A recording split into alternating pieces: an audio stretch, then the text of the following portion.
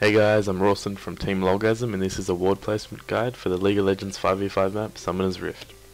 This guide will go over the best places to ward and why, and give you a few examples of these warding spots used in game. Most of the warding spots shown in this video can be placed on the exact opposite side of the map, as the map is almost rotationally symmetrical. Warding is one of the most important aspects of League of Legends, as it increases overall map control through the vision of pathways, buffs and enemy champions.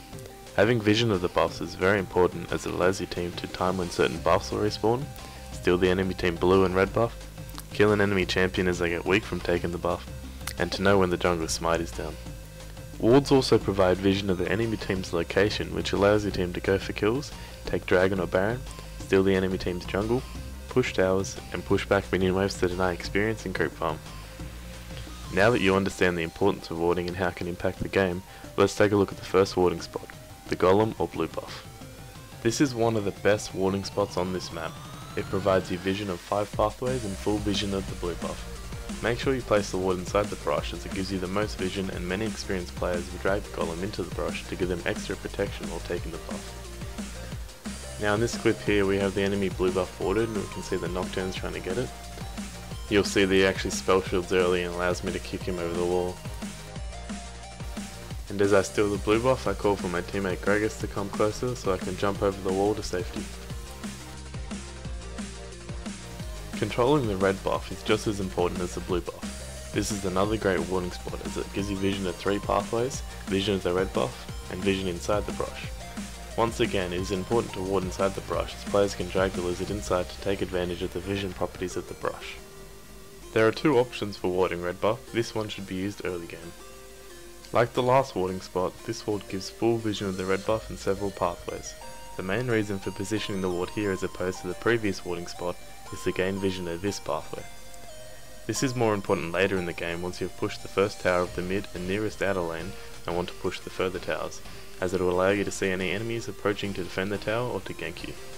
Now we'll move on to defensive lane wards. This warding spot is important for the middle lane, as it gives you vision of the river and the bush towards wolves.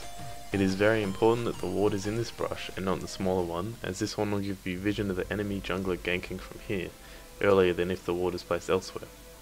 Those few seconds of vision can be the difference between you dying or surviving. Another great spot to ward mid lane is here, as it is both offensive and defensive.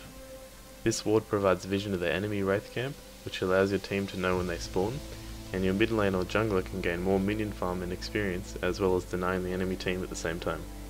If on the purple team, this ward used in conjunction with the Tribush ward at bot lane allows you to control the whole bot river and maintain control over dragon, as it provides vision on all the pathways towards dragon.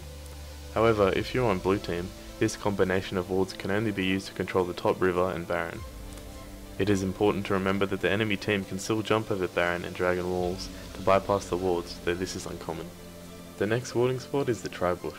This warding spot is really useful, as it provides vision of incoming enemy gankers, whether they wait in the Tribush or move towards the river bush. This ward will allow you and your team to counter gank while their team is out of position. The bot lane Tribush is usually only warded if you're on the purple team. Likewise, the top lane Tribush is usually only warded if you're on the blue team. If mid lane is warded properly, this Tribush ward means the only way for the enemy team to evade your wards is to jump over the wall at dragon or baron, or stealth past the ward. The most common defensive ward placement in the laning phase is the river bush right next to your lane. Because this is a very common ward, many players will seek to avoid it, whether they go through Tribush or move up into the lane bush once the lane has been pushed. The only reason you should be warding here as opposed to the Tribush is if the mid lane isn't warded properly, and warding the Tribush will result in leaving the river unwarded. Next up is the dragon and baron wards. When warding dragon, you want to make sure that you have vision of the dragon and the blue ramp.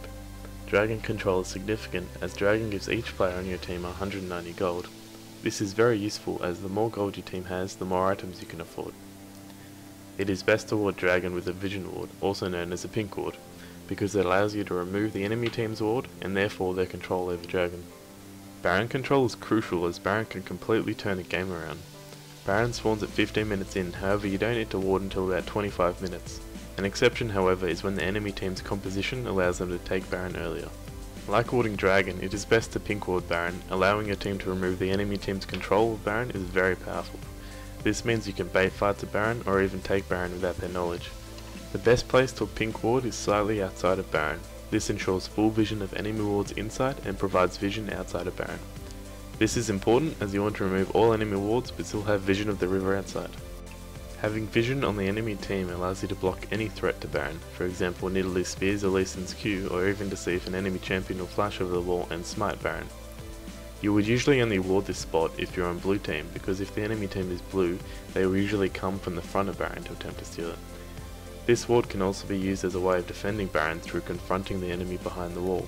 For example, Lee Sin, Katarina and Jax can all use this ward to jump over the wall and prevent the enemy team from using their skills to steal Baron.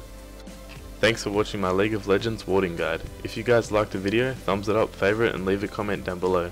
Till next time, this has been Rorcin from Team Lolgasm.